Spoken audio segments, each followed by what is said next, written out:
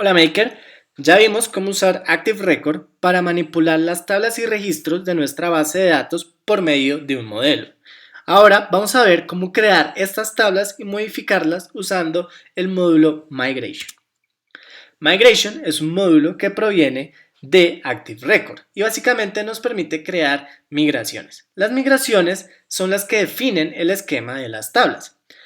En este momento podemos ver el esquema para la tabla Docs, la cual contiene las columnas ID, Name y Age con su respectivo tipo de datos. Este esquema es la representación de cómo va a creada esa tabla en la base de datos, como lo podemos ver al lado derecho. Ahora bien, la forma de crear una migración es con el siguiente comando. Básicamente es un generador con la palabra migration y el último argumento es la intención de nuestra migración. En este caso tenemos create docs. Esta intención puede ser diferentes cosas. En este caso es crear una tabla, pero podría ser también añadir una columna, modificar el nombre de una columna o varios tipos de migraciones que existen y que queremos que investigues. Como les acabo de decir, esto nos va a crear un archivo dentro de la carpeta Migration, el cual, en este caso, como especificamos Create Docs, está diciendo que vamos a crear la tabla Docs. Ahora veamos esto en acción. Entonces voy a irme al proyecto en el que veníamos trabajando y voy a ejecutar el comando que les acabo de mostrar. Entonces, generate migration create docs. Podemos ver que Rails crea el siguiente archivo dentro de la carpeta migrate. Puedes ver que este archivo tiene un nombre particular porque tiene esta serie de números. Esta serie de números es básicamente un timestamp. Como puedes ver, empieza con el año, sigue con el mes, el día, la hora, los minutos y los segundos. Ahora, ¿por qué es importante esto? Porque las migraciones tienen que correr en orden. No podemos correr una migración que añada una columna a una tabla que todavía no existe. Es por esto que Rails añade este timestamp para saber en qué orden tiene que correr las migraciones de la más antigua a la más nueva. Ahora veamos este archivo como quedó realmente creado. Si nos vamos a la carpeta migrate dentro de DB, podemos ver el archivo que Rails nos acaba de generar. Este archivo básicamente es una clase con el nombre que le especificamos, que crea de Active Record Migration y que especifica el método change. Change como tal es el que va a correr la migración. En este caso, estamos diciendo dentro de change que vamos a crear una tabla que se llame docs y ahora le tengo que decir dentro de este bloque cuáles van a ser las columnas y su tipo de datos que voy a crear. Entonces habíamos dicho que iba a tener un string, que iba a ser el name y que iba a tener un age, un integer, que iba a ser el age. Entonces básicamente, como les dije, estoy diciéndole créeme una columna de tipo string que sea para name y créeme otra columna age de tipo integer. Todo esto dentro de la tabla docs. Aparte de eso, puedo agregarle t.time stamps que Rails con esto nos va a regalar dos columnas, una para la fecha en que se creó el registro y la fecha en la que modificamos o hicimos un update en el registro. Entonces ahora bien, si guardo este archivo, me voy a mi terminal, lo que voy a hacer ahora es correr la migración. Lo único que hemos hecho hasta ahora es definir la migración. Esta es simplemente la representación del esquema que vimos anteriormente en la presentación. Pero para que esto tenga efecto, tengo que correrlo. Y correr lo que quiere decir es que voy a ejecutar un comando que lo que va a hacer es que Rails va a venirse a esta carpeta y va a empezar a mirar todas las migraciones que tiene. Va a decir yo ya corrí esta migración, pero no he corrido esta que acaban de crear, entonces como tal tengo que irme a hablar con la base de datos que tengo, ya sea SQLite, MySQL, Postgres, y decirle a esa base de datos, hey base de datos, tengo el siguiente esquema que me acaban de definir y según este esquema necesito que crees una tabla. Entonces, lo que vamos a hacer para que Rails haga eso es el comando rake db migrate.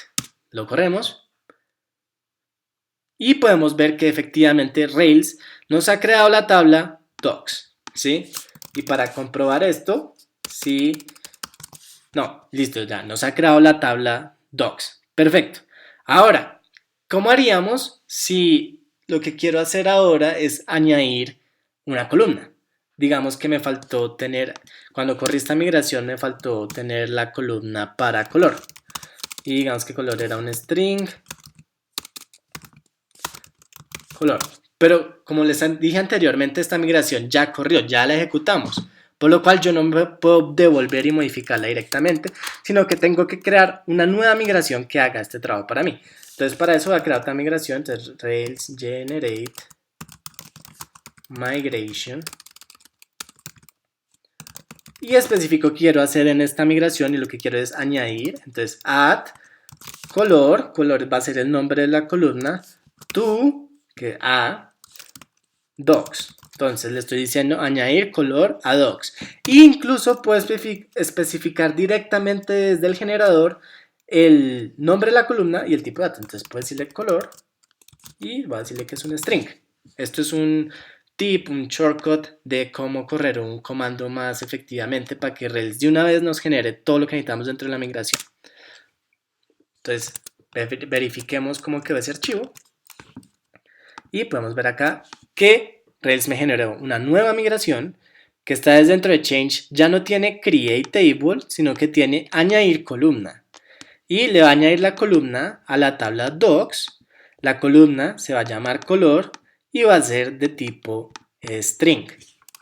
Ahora bien, como les dije, Rails sabe qué migraciones ya ha corrido y cuáles no. Eso lo podemos verificar si ejecutamos el comando regdb migration status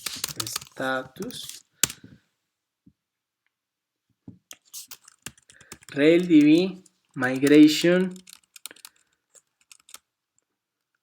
A ver, ¿por qué me falló? No es migration, es railsdb migrate.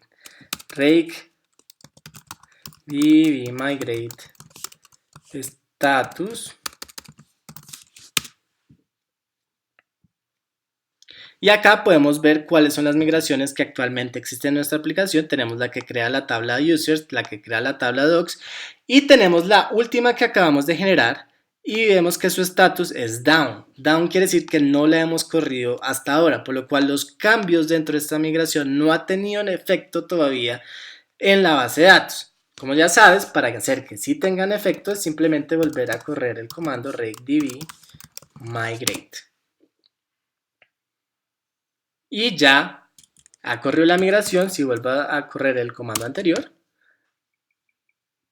podemos ver que ya está up y por lo tanto los cambios ya tuvieron efecto en mi base de datos. Y bueno, Maker, eso es todo lo que hay que saber por ahora de migraciones. Como datos adicionales, entonces recuerda, una migración, el nombre de la migración siempre tiene un timestamp, en el cual Rails identifica el orden en que las tiene que correr.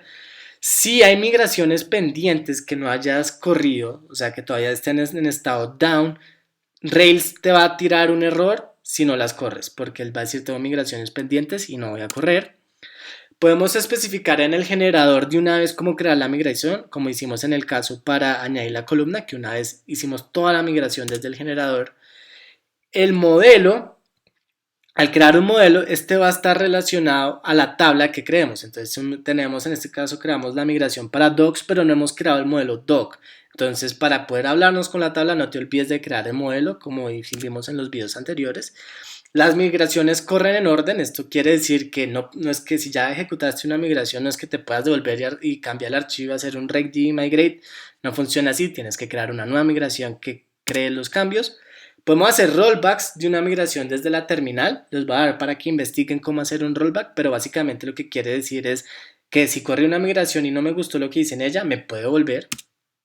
Y existen muchos tipos de migraciones, como vimos en este caso solo crear tablas y añadir columnas, pero hay muchas más cosas que puedes hacer y es tarea tuya investigar y ver todo lo que puedes aprender. Bueno, Maker, nos vemos en un próximo video.